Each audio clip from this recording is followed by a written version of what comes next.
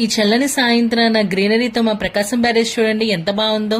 తింటే గారెలే తినాలి, వింటే భారతమే వినాలి అంటారు పెద్దలు. కానీ నేనంటాను వింటే బాలుగారి పాటలే వినాలి, తింటే మా విజయవాడ మధురై విలాస్ లో పరోటాలే తినాలి అని.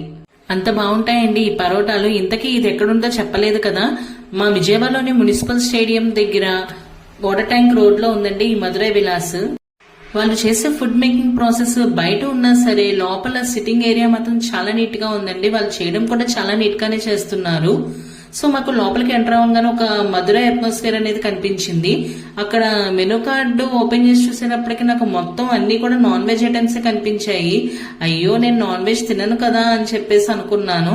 తీరా చూస్తే వెజ్ ఐటమ్స్ కూడా ఉన్నాయండి అక్కడ.